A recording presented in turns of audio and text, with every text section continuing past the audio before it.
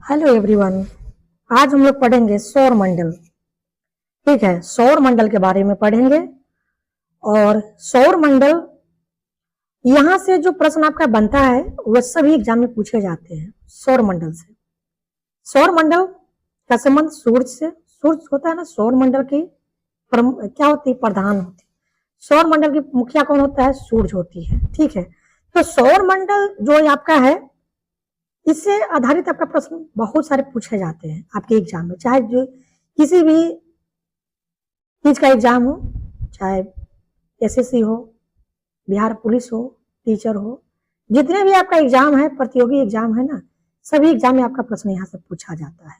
ठीक है, तो चलिए शुरुआत करते हैं। ये आपका ऑब्जेक्टिव टाइप क्वेश्चन है जो कि परीक्षा में आपका पूछा जाता है। चलिए सौर मंडल के बारे में पढ़ते हैं। सौर मंडल में सौर प्रणाली की खोज किसने किया था? सौर प्रणाली की खोज किसने किया था? देखिए, सौर प्रणाली का खोज जो है ना, यह किया था आपका कोपरनिकस ने। किसने किया था? कोपरनिकस ने किया था। याद रखिएगा इस बात को, किसने किया था? सौर प्रणाली की खोज किसने किया था? कोपरनिकस ने किया था। तो ऑप्शन आपका क्या होगा? ऑप्शन आपका सही होगा, कोपरनिकस। ठीक है, ये आपका ऑप्शन है दिया, आपका ऑनलाइनर है। ठीक है, याद करते चलिएगा, सौर प्रणाली की खोज किसने किया था? कोपरनिकस ने किया था। अगला, सूरज के चारों ओर घूमने वाले खगोलीय पिंड क्या कहलाते हैं? तो सूरज के चारों ओर घूमने वाले खगोलीय पिंड जो है ना, ये आपका ग्रह कहलाती है। ठीक है, आपका ग्रह कितना है? 8 ग्रह है। सौरमंडल में कितने ग्रह है? 8 ग्रह है। और ये सभी ग्रह जो है ना, सूरज के चारों ओर चक्कर लगाती है। ठीक है, तो सूरज के चारों ओर घूमने वाले खगोलीय पिंड क्या कहलाती है? ग्रह कहलाती है। ठीक है, तो क्या होगा उत्तर? ग्रह होगा।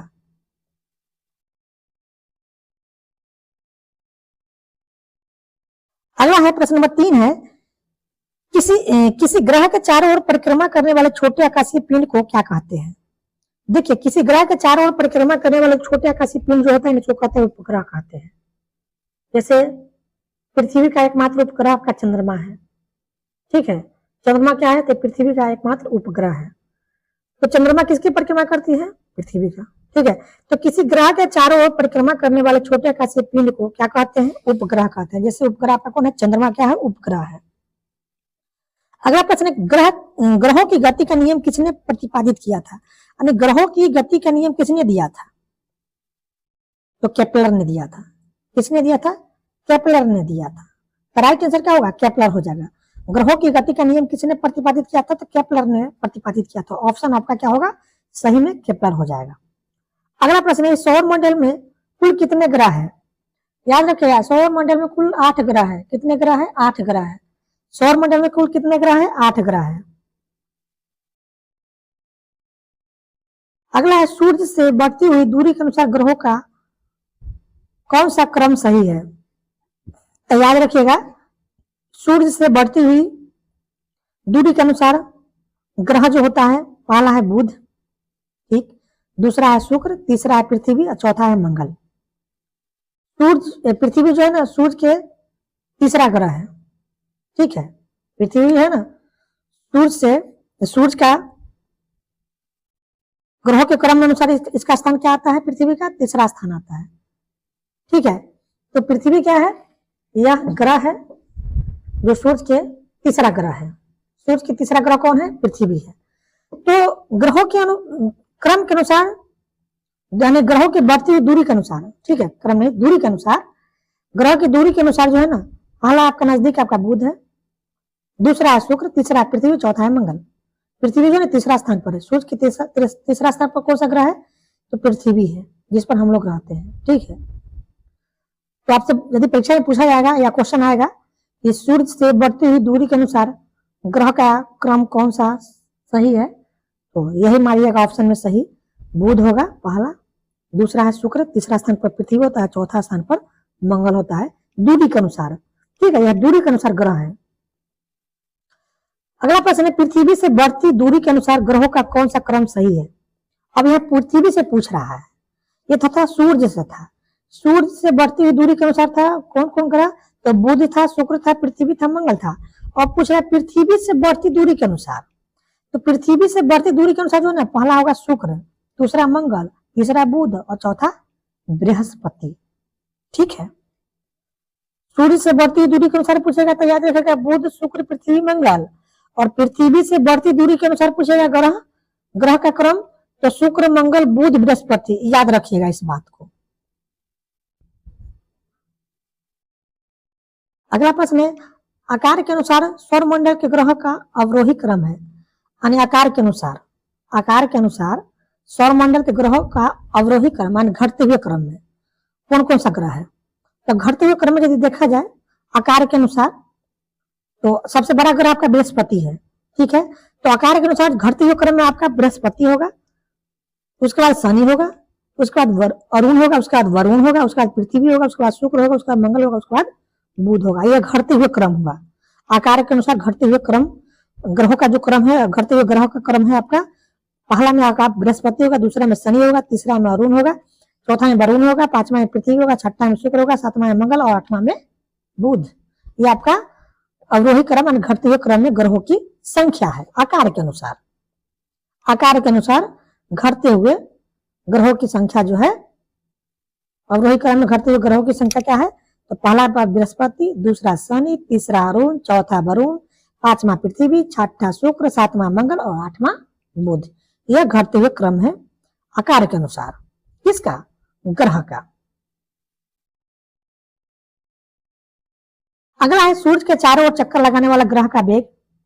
देखिए सूर्य के चारों ओर चक्कर लगाने वाला ग्रह का वेग अधिकतम होता है, याद रखिएगा इस बात को।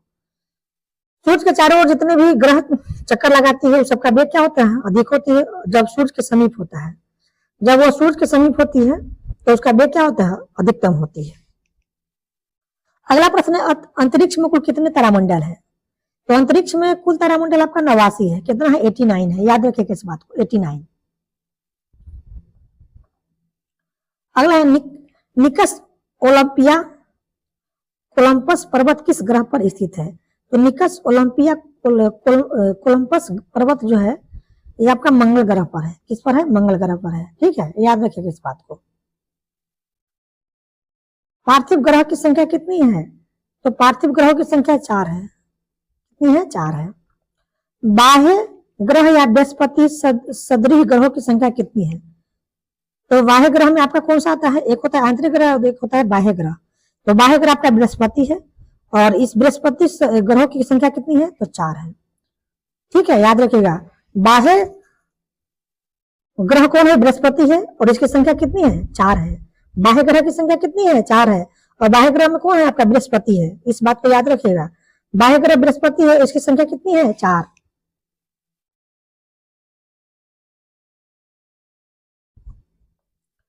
अगला है बृहस्पति सदृश ग्रहों में सम्मिलित नहीं है।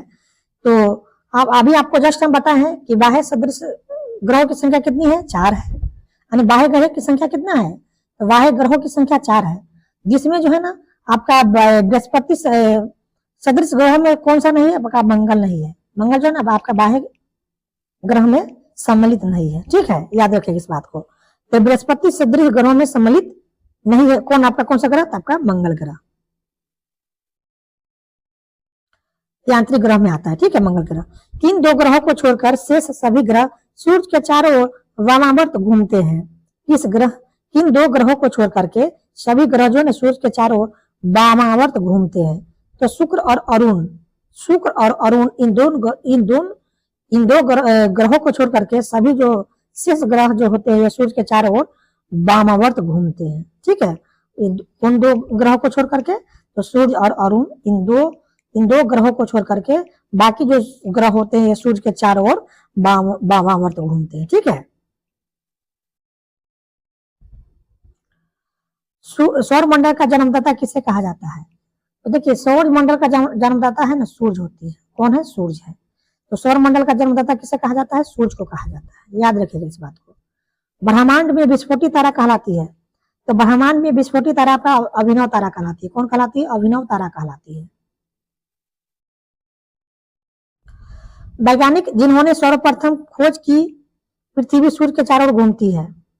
वैज्ञानिक जिन्होंने सर्वप्रथम खोज किया था कि पृथ्वी सूर्य के चारों ओर घूमती है, यह किसने बताया था, यह कोपरनिकस ने बताया था। कोपरनिकस ने बताया था कि जो पृथ्वी जो है ना सूर्य के चारों ओर चक्कर लगाती है। यह बात किसने बताया था, तो कोपरनिकस ने बताया था, याद रखें इस बात को। कौन सा ग्रह नहीं है जिसे प्राचीन भारतीय ग्रह नहीं मानते थे? तो जो आपका सूर्य ग्रह है ना, सूर्य जो है यह ग्रह नहीं है जिसे प्राचीन भारतीय इसको ग्रह नहीं मानते थे। प्राचीन भारतीय जो थे यह किसको ग्रह नहीं मानते थे? तो सूर्य को ग्रह नहीं मानते थे। ठीक है,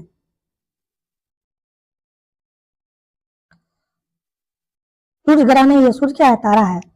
सूर्य के संगठन में सहायक गैस है, तो सूर्य के संगठन में सहायक गैस है आपका हाइड्रोजन और हीलियम।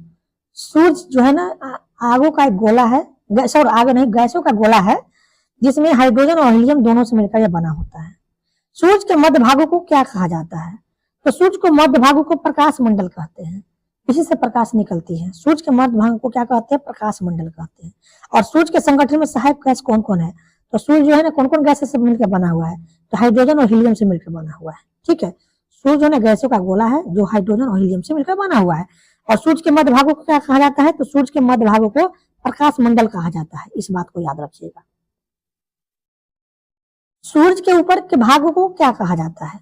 तो सूर्य के ऊपर के भाग को वर्ण मंडल कहा जाता है। क्या कहते हैं? वर्ण मंडल कहते हैं। और मध्य भाग को क्या कहते हैं? प्रकाश मंडल कहते हैं। सूर्य सदैव पूर्व में निकलता है, क्योंकि सूर्य हमेशा पूर्व में निकलता है। इसका कारण क्या है? तो पृथ्वी पश्चिम से पूरब की ओर घूमती है। पृथ्वी जो है ना पश्चिम से पूरब की ओर घूमती है, इसलिए सूर्य जो है पूरब में उगता है। सूर्य पूरब में उगता है, कारण क्या है? तो पृथ्वी पश्चिम से पूरब की ओर घूमती है। पृथ्वी पश्चिम से पूरब की ओर घूमती है, यही कारण है कि सूर्योदय क्या किधर होती है? पूरब में होती है। सूरज पूरब में निकलती है, इसका कारण क्या है? कि पृथ्वी पश्चिम से पूरब की ओर घूमती है। याद रखिएगा इस बात को।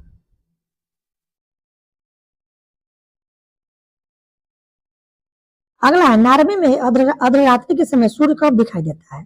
तो नार्वे में अर्धरात्रि के समय सूर्य दिखाई देता है 21 जून को। 21 जून को दिखाई देता है। अगला प्रश्न है, एक ग्रह की अपने कक्ष में सूर्य से अधिकतम दूरी को क्या कहा जाता है? तो एक ग्रह की अपने कक्ष में सूर्य से अधिकतम दूरी को कहते हैं ऑफशोर। क्या कहते हैं? ऑफशोर कहते हैं। ठीक है, क्या कहते हैं? ऑफशोर कहते हैं। अगला, एक ग्रह की अपनी कक्षा में सूर्य से न्यूनतम दूरी को क्या कहा जाता है? तो उपसौर कहा जाता है। क्या कहते हैं? उपसौर कहते हैं। एक ग्रह की अपने कक्षा में सूर्य से न्यूनतम दूरी को क्या कहते हैं? उपसौर कहते हैं। अगला प्रश्न है, किनके बीच की औसत दूरी को खगोलीय एकक कहा जाता है? किनके बीच की औसत दूरी को खगोलीय एकक कहा जाता है? तो पृथ्वी तथा सूर्य के बीच की दूरी को खगोलीय एकक कहा जाता है। पृथ्वी तथा सूर्य का आंसर होगा। मध्यरात्रि सूर्य का अर्थ, मध्यरात्रि सूर्य का क्या अर्थ होता है? मध्यरात्रि सूर्य का क्या अर्थ होता है? तो सूर्य का ध्रुवीय वृत्त में देर तक चमकना। सूर्य का ध्रुवीय वृत्त में देर तक चमकना क्या है? मध्यरात्रि का अर्थ होता है। ठीक है, मध्यरात्रि सूर्य का अर्थ क्या होता है? तो सूर्य का ध्रुवीय वृत्त में देर तक चमकना। मध्यरात्रि का सूर्य किस क्षेत्र में दिखाई देता है? तो देखिए, मध्यरात्रि का जो सूर्य होता है यह दिखाई देता है आपका आर्कटिक क्षेत्र में। कहाँ दिखाई देता है? आर्कटिक क्षेत्र। अगला प्रश्न, सूर्य में काला धब्बा क्या है? तो सूर्य में काला धब्बा है धब्बे वे स्थान है जो प्रकाश उत्सर्जित करने में असमर्थ होता है। सूर्य में जो काला धब्बा होता है प्रकाश उत्सर्जित करने में क्या होता है? असमर्थ होती है। तो धब्बे वे स्थान होते हैं जो प्रकाश को उत्सर्जित करने में क्या होता है? असमर्थ होता है। सूर्य के रासायनिक मिश्रण में हाइड्रोजन का प्रतिशत कितना होता है? देखिए, सूर्य होता है ना हाइड्रोजन और हीलियम दोनों से मिलकर बनाता है, जिसमें हाइड्रोजन का प्रतिशत होता है आपका 71%। कितना होता है? 71%। गैस एक तारा है, तो सूर्य एक तारा है। सूर्य क्या है? ग्रह नहीं है, सूर्य क्या है? तारा है। याद रखिएगा इस बात को। सौर पृष्ठ पर लगभग कितना तापमान होता है? तो सौर पृष्ठ पर जो है ना 6000 डिग्री सेल्सियस तापमान होती है। 6000 डिग्री सेल्सियस। अगला है, सूर्य की सतह पर हाइड्रोजन के अलावा दूसरा कौन सा बहुतायत से पाया जाता है? तो सूर्य की सतह पर हाइड्रोजन के अलावा आपका दूसरा गैस कौन है? हीलियम है, हीलियम। अगला प्रश्न, सूर्य की प्रकाश धरती तक पहुंचने में कितना मिनट लेता है? देखिए, सूर्य की प्रकाश जो है ना धरती तक पहुंचने में 8 मिनट 30 सेकंड का समय लेता है। 8 मिनट 30 सेकंड का समय लेता है। सूर्य के सबसे पास का ग्रह कौन है, यानी सूर्य के सबसे नजदीक का ग्रह कौन है, बुध है। याद रखिएगा इस बात को, सूर्य के सबसे नजदीक का ग्रह कौन है, बुध है। अगला प्रश्न है, बुध नक्षत्र में एक वर्ष में दिनों की संख्या कितनी होती है? तो बुध नक्षत्र में एक वर्ष में दिनों की संख्या 88 होती है। कितना होता है? 88 होती है। अगला प्रश्न है, किस ग्रह में चंद्रमा की तरह कलाएं होती है? तो बुध ग्रह में जो होता है ना, चंद्रमा की तरह कलाएं होती है। कौन सा ग्रह में? बुध ग्रह में। अगला प्रश्न है, कौन सा ग्रह सूर्य का चक्कर सबसे कम समय में लगाता है? तो बुध ग्रह जो है ना, सूर्य का चक्कर सबसे कम समय में लगाता है। तो आंसर क्या होगा? बुध हो जाएगा। सबसे तीव्र गति से सूर्य का चक्कर लगाने वाला ग्रह कौन है? तो सबसे तेज गति से सूर्य का चक्कर लगाने वाला ग्रह आपका बुध है। किस ग्रह की परिभ्रमण गति सबसे अधिक होता है? तो ये आपका बुध का जो होता है ना, परिभ्रमण गति सबसे अधिक होती है। सबसे तेज चक्कर लगाता है यही आपका कौन? बुध। किस ग्रह का अक्षीय झुकाव सबसे अधिक है? तो बुध ग्रह का अक्षीय झुकाव जो है ना, सबसे अधिक है। चंद्रमा के सदृश दिखाई देने वाला ग्रह है? तो चंद्रमा के सदृश दिखाई देने वाला ग्रह आपका बुध है। सौर मंडल का कौन सा ग्रह लगभग पृथ्वी जितना बड़ा है? तो सौर मंडल का सबसे आपका जो शुक्र ग्रह होता है ना, पृथ्वी जैसा बड़ा है आपका। कौन? आपका कौन सा ग्रह? शुक्र ग्रह। किस ग्रह को पृथ्वी की बहन कहा जाता है? तो शुक्र ग्रह को पृथ्वी का बहन या भगनी कहा जाता है। किसको? शुक्र ग्रह को पृथ्वी की भगनी या पृथ्वी का बहन किसको कहा जाता है? शुक्र ग्रह को कहा जाता है। किस ग्रह को शाम का तारा यानी इवनिंग स्टार कहा जाता है? तो शुक्र ग्रह को शाम का तारा कहते हैं। ठीक है। सबसे चमकीला ग्रह कौन है? तो शुक्र ग्रह है सबसे चमकीला ग्रह। सूर्य तथा पृथ्वी के निकटतम क्रमशः ग्रह कौन है? तो बुध तथा शुक्र जो है ना, ये पृथ्वी के सबसे निकटतम ग्रह होता है, बुध और शुक्र। उसके बाद कौन है? आपका पृथ्वी है तीसरा स्थान पर। यूरोपवासी किस ग्रह की पूजा देवी के रूप में करते थे? तो शुक्र ग्रह का। ठीक है। किस ग्रह का? शुक्र ग्रह का। सौर मंडल का सबसे गर्म ग्रह कौन सा है? तो सौर मंडल का सबसे गर्म ग्रह जो है ना, आपका शुक्र है। पृथ्वी के सर्वाधिक निकट ग्रह कौन सा है? तो पृथ्वी के सबसे नजदीक का ग्रह आपका शुक्र है। पृथ्वी के सबसे नजदीक का ग्रह कौन है? शुक्र है। और सूर्य के सबसे नजदीक का ग्रह बुध है। याद रखिएगा। किस एक को भोर का तारा के नाम से जाना जाता है? तो शुक्र को भोर का तारा कहते हैं। ठीक है। भोर का तारा या शाम का तारा किसको कहते हैं? शुक्र को कहते हैं। ग्रहों में किसे सौंदर्य का देवता कहा जाता है? तो शुक्र को। ठीक है। ग्रहों में किसे सौंदर्य का देवता कहा जाता है? तो शुक्र को। याद रखिएगा। सुपरनोवा क्या है? तो यह एक मृतप्राय तारा होती है। सुपरनोवा क्या है? एक मृतप्राय तारा है। उत्तरी ध्रुव की खोज किसने की थी? रॉबर्ट पियरी ने किया था। किसने किया था? रॉबर्ट पियरी ने किया था उत्तरी ध्रुव की खोज। साउथ पोल पहुंचने वाला प्रथम व्यक्ति कौन था? तो इमर्डसन था। इमर्डसन था। कौन था? इमर्डसन था। साउथ पोल पर पहुंचने वाला यानी दक्षिणी ध्रुव पर पहुंचने वाला प्रथम व्यक्ति कौन था? तो इमर्डसन था। ठीक है। पृथ्वी के सबसे निकटतम खगोलीय पिंड है? तो पृथ्वी की सबसे निकटतम खगोलीय पिंड आपका चंद्रमा है। कौन है? चंद्रमा है। यह पृथ्वी का चक्कर लगाती है। पृथ्वी की आकृति सर्वोत्तम ढंग से किस शब्द से स्पष्ट की जा सकती है? तो लवदक्ष गोलाभ से। ठीक है। लवदक्ष गोलाभ से।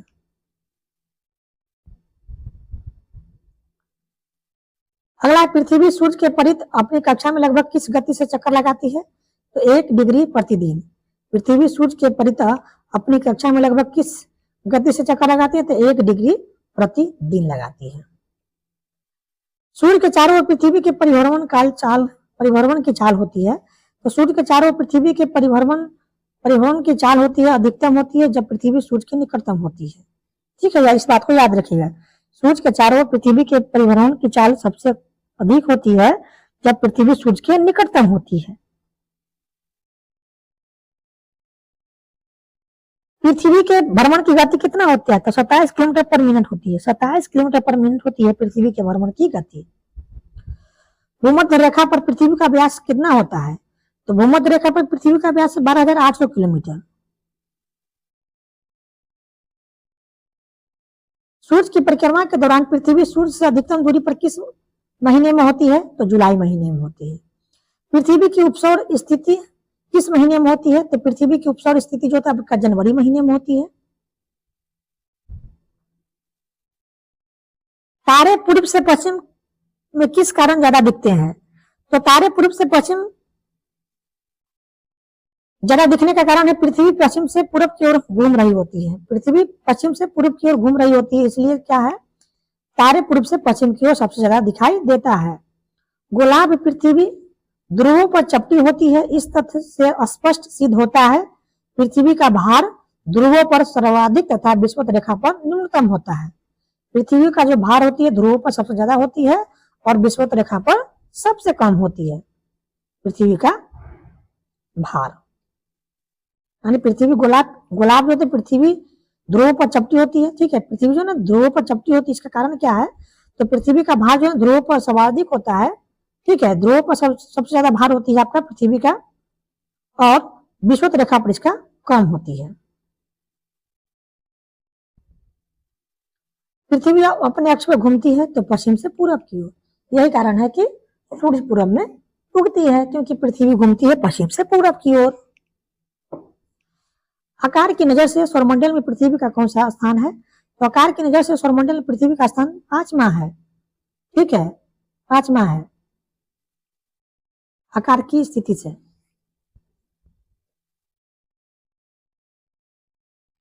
अगला, किस ग्रह को नीला ग्रह भी कहते हैं? तो पृथ्वी को नीला ग्रह कहते हैं, क्योंकि 71% जल है, तो जल की अधिकता के कारण पृथ्वी को क्या कहते हैं? नीला ग्रह कहते हैं। पृथ्वी स्थित है तो शुक्र एवं मंगल के मध्य में, पृथ्वी स्थित है शुक्र एवं मंगल के बीच में। किस दिन पृथ्वी सूर्य के सबसे निकट होती है? तो 3 जनवरी को ना पृथ्वी जो सूर्य के सबसे नजदीक होती है। कब? 3 जनवरी को।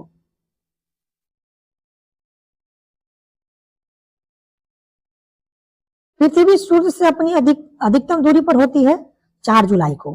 पृथ्वी सूर्य से अपनी अधिकतम दूरी कब होती है? आपका 4 जुलाई को।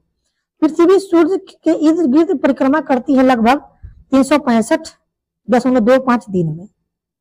पृथ्वी सूर्य की परिक्रमा करती है कितने दिनों में? तो 365 दिनों में, ठीक है, इस बात को याद रखिएगा। पृथ्वी का प्राकृतिक उपग्रह है, तो पृथ्वी का एकमात्र उपग्रह कौन है? आपका चंद्रमा है, इस बात को याद रखिएगा। दिन व रात होने का कारण क्या है? तो पृथ्वी अपने अक्ष पर घूर्णन करती है, इसलिए इसी कारण से क्या दिन और रात होती है। पृथ्वी अपने अक्ष पर घूमती है पश्चिम से पूरब की ओर, तो दिन और रात होने के कारण क्या है? पृथ्वी अपने अक्ष पर घूर्णन करती है।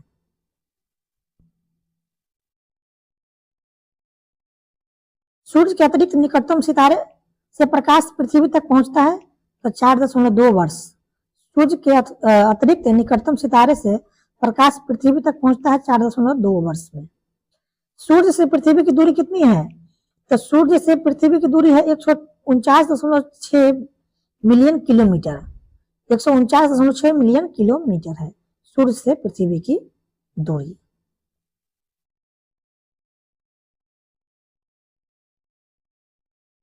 अगला है, अपने अक्ष पर पृथ्वी एक चक्कर कितने समय में पूरा करती है? तो अपने अक्ष पर पृथ्वी जो है ना एक चक्कर जो पूरा करती है आपका 23 घंटा 56 मिनट 4 सेकंड में। 23 घंटा 56 मिनट 4 सेकंड में पृथ्वी अपने अक्ष पर एक बार घूम जाती है।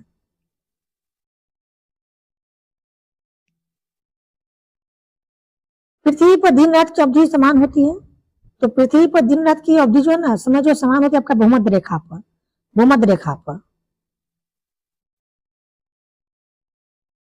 अगला प्रश्न है, इक्विनॉक्स का तात्पर्य है वह तिथि जब दिन और रात समान अवधि के होते हैं। अगला है, दक्षिण गोलार्ध में सबसे लंबा दिन कब होता है? तो 22 दिसंबर को। दक्षिण गोलार्ध में सबसे लंबा दिन कब होता है? 22 दिसंबर को। भू अक्ष तल पर भू अक्ष का झुकाव है तो 66.5 डिग्री।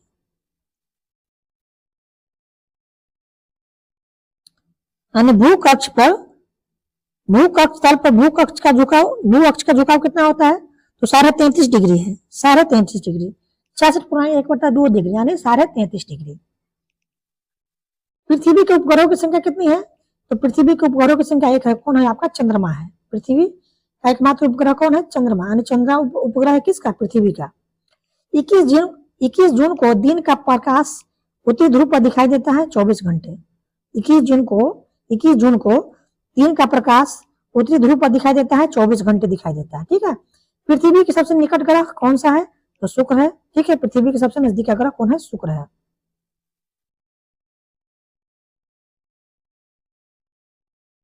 दूरी की दृष्टि से तृतीय क्रम में कौन सा ग्रह है? तो दूरी की दृष्टि से देखा जाए तो सूर्य के सबसे तीसरा ग्रह आपका पृथ्वी है दूरी के अनुसार।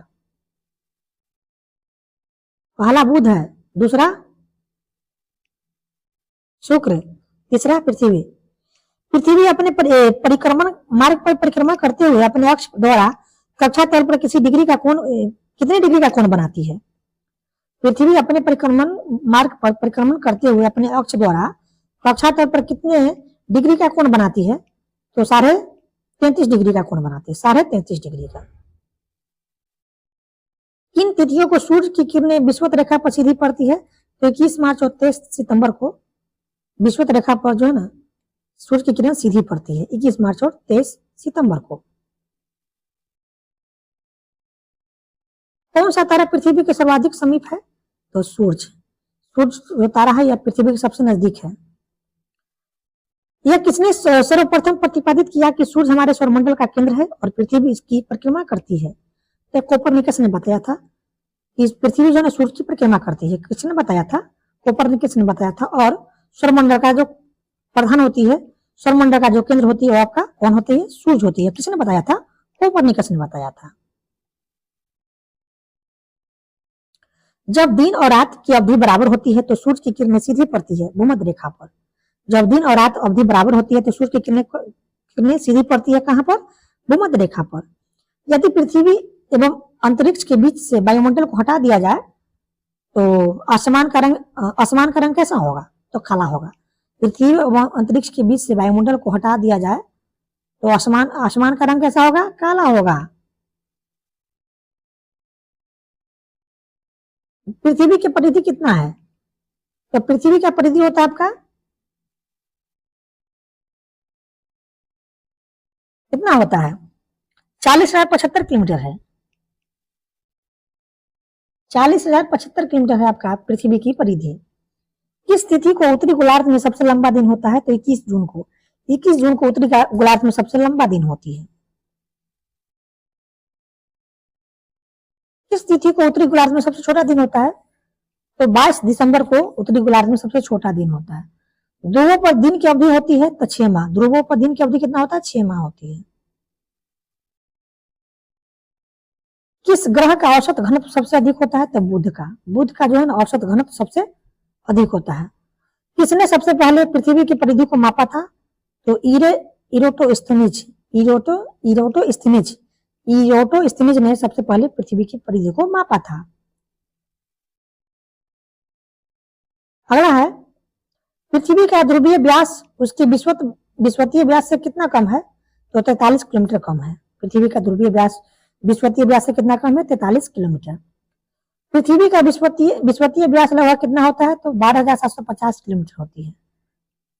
तो दोस्तों आज की वीडियो में इतना ही। जो बचा हुआ इस चैप्टर में जो बच गया आपका सौरमंडल से संबंधित जो प्रश्न आपका बच गया है ऑब्जेक्टिव, इसको नेक्स्ट वीडियो में हम लेकर आएंगे। तो वीडियो को अधिक से अधिक अपने शेयर कर दीजिएगा अपने दोस्तों में, ठीक है। और चैनल को जरूर सब्सक्राइब कर लीजिएगा। बची हुई इस चैप्टर में जो बची हुई आपका वस्तुनिष्ठ प्रश्न है अगले वीडियो में लेकर आएंगे। वीडियो देखने के आपका बहुत बहुत धन्यवाद।